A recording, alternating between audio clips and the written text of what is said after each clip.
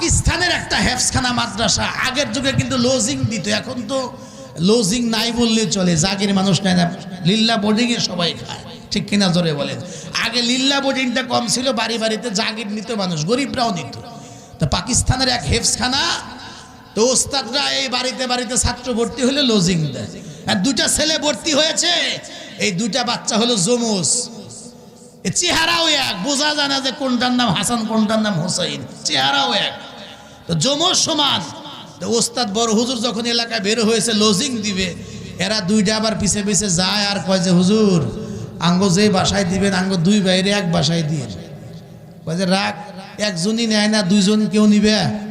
এই কথা আবার আল্লাহর এক বান্দা শুনছে, কয় হুজুর ছোট ছোট বাচ্চারা ওরা কতটুকুন খাবার খাবে, ওদের ইচ্ছা এক বাসায় থাকবে, একসঙ্গে যাবে, একসঙ্গে আসবে, যেহেতু ওরা যমজ বাচ্চা, ঠিক আছে আমি আল্লাহরে সন্তুষ্ট করার জন্য বেহেশত পাওয়ার আশা এই দুইটা বাচ্চা আমি লজিং নিলাম, এটা সুবহানাল্লাহ বলবেন না, জান্নাত পাওয়ার আশা।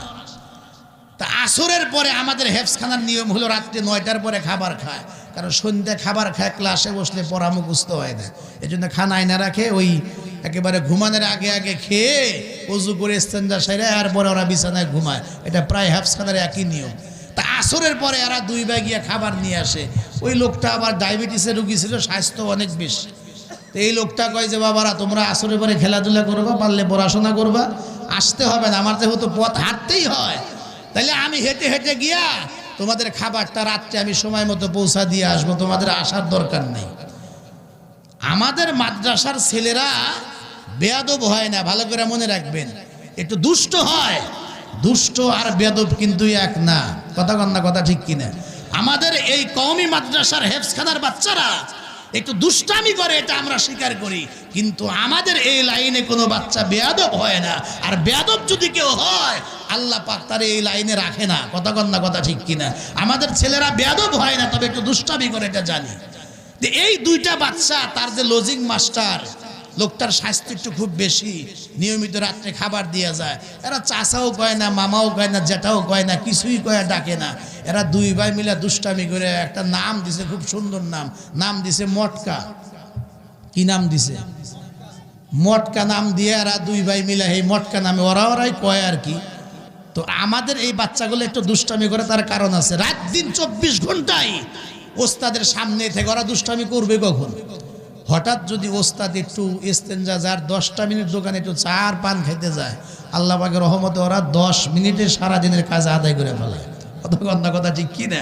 আমি নিজেও তো হেফজখানায় পড়ছি, আমিও তো হাফেজে কোরআন, সবই আমরা জানি। তো 10 মিনিটে আল্লাহ পাকের রহমতে সারাদিনের কাজ ওরা আদায় করে, ওরা একটু দুষ্টামি করে কিন্তু বেয়াদবি করে না। এরা দুই ভাই মিলা লজিং মাস্টারের নাম দিছে মটকা, এটা তো আর মটকার খবর নাই।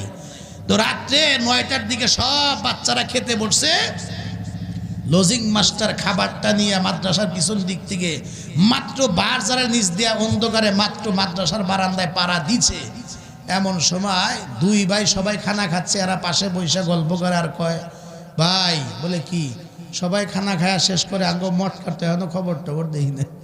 যেই কইছে মটকার তো কোনো খবর টবর দেখে না, হে লোক তো বারান্দা দাঁড়ায় পুরোটাই শুনছে, আর শুই না কয় যে 3 বেলা খাবারই নেয় না, খাওয়াই চাচাও গোষ্ঠা, জেঠাও গোষ্ঠা, খালু গোষ্ঠা, তাও আমি কিছু মনে করি নাই, আবার আমারে মটকা ঘষ খাবারই দিব না, রাগ করছে আর কি। রাগ করে খাবার নিয়ে চলে গেছে। বাসায় গেলে বিবি কয় কি ব্যাপার, খাবার যে রিটার্ন নিয়ে আইলেন, ওরা কি ছুটিতে গেছে? কয় যে না। তাহলে ওরা কি দাওয়াত খাইছে নাকি? কয় না। তা আপনি যে খাবার ফেরত নিয়ে আইলেন, কয় কি জন্য যে ফেরত নিয়ে আসছে সেটা তোর কাছে গজ হবে না, কারণ ওরা তো পাশ করলে পাগড়ি নিয়ে চলে গেলে ঝামেলা শেষ, কিন্তু তুই যদি একবার এই কথা শুনিস, তুই তো কিয়ামত পর্যন্ত আমার মটকা কয়ে খাবাবি, কথা কন না, কথা ঠিক কিনা? তা খাবার যে কি জন্য ফেরত নিয়ে আসছি সেটা তোর কাছে পাওয়া যাবে না। নিজে খাবার খাইয়া শুয়ে পড়ছে। ওই দিক দিয়ে দুইটা বাচ্চা মাদ্রাসার ছেলে, ওরা কিন্তু খায় নাই, না খায়া ঘুমায় গেছে। ঘুমের ঘরে এই লোকটা স্বপ্নে দেখতেছে সে মারা গেছে। ঘুমে এরকম মাঝে মাঝে হয় কিনা বলেন, স্বপ্নে মারা গেছে। হাসরের মাঠ কায়েম হয়েছে, পুল সিরাতের কিনারায় দাঁড়ায় আছে, উনি হাসরের নমুনা দেখতেছে। 30,000 বছরের পর চুলের চাইতেও চিকন, হীরার চাইতেও দাঁড়, এই রাস্তায় সাঁকু কেমনে হবে পার? উনি দেখতে পাচ্ছেন যারাই পার হওয়ার চেষ্টা করে, কিছু লোক পার হয়, বাকিটা কেটে কেটে নিচে আগুনের মধ্যে পড়ে যায়। উনি মনে মনে চিন্তা করে, আমার যে স্বাস্থ্য আর আমার যে সাইজ, আমি এই সাঁকু দিয়ে কেমনে পার হব, এই মুসিবত থেকে আমি কেমনে বাঁচবো। স্বপ্নে উনি পুলসিরাতের কিনারা যখন দাঁড়ায় আছে, হঠাৎ করে নজর করে খেয়াল করে দেখে সাঁকুর উপর দিয়া পুলসিরাতের পুলের উপরে তার বাড়ির ওই দুইটা ছেলে, ওরা বিয়ালা বাজারের যে ওই যে পাঁচটা যে ব্রিজ আছে, সাঁকু আছে, ওই সাঁকু মনে করে ওরা দুই ভাই ওই পুলের উপর দেখালে দৌড়াদৌড়ি করতেছে পুলসিরাতের পুলের উপর দিয়ে। একটু সুবহানাল্লাহ বলবেন না? এমন সময় দুইটা বাচ্চারে দেখার পরে যেই তাকাইছে, এক ভাই আর এক ভাইরে ডাক, দেখো ভাই আঙ্গো মটকাও নাইছে, দেখা যায় আঙ্গো মটকাও নাইছে। এক ভাই আর এক ভাইরে যেই কইছে আঙ্গো মটকাও নাইছে, কতলি ধর। দুই ভাই যখন দুই হাত বাড়ায়া দিয়েছে, পাকিস্তানের ঘটনা এই লোকটা নিজে বয়ান করছে, দুই ভাই মিলা যে একটা টান দিয়েছে, একটা টান দিয়া পুলসিরাতের পুল পাল কইরা সোজা আল্লাহর জান্নাতের বারান্দায় খাড়া করে দিছে। একটু জোরে সুবহানাল্লাহ বলেন। এই সুবহানাল্লাহ তো আওয়াজ হবে না, আওয়াজ করে জোরে কওয়া লাগবে সুবহানাল্লাহ। মুহূর্তের মধ্যে লোকটার ঘুম ভাঙা যায়। ঘুম থেকে জাগ্রত হইবার পরে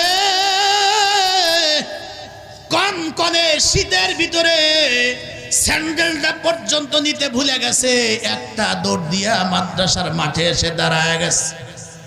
বড় হুজুর মোহতামিম সাহেবের কামরার সামনে দাঁড়ায় গেটের মধ্যে নক করছে।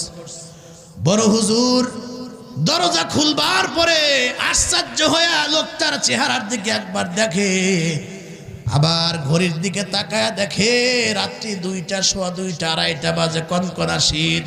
ও ভাই, শীতের মধ্যে আপনি শরীর কেন ঘেমে গিয়েছে? আবার পায়ের মধ্যে স্যান্ডেল নাই, ভাই কোনো অসুবিধা নাকি? কি ব্যাপার আমার কাছে আপনি খুলে বলেন।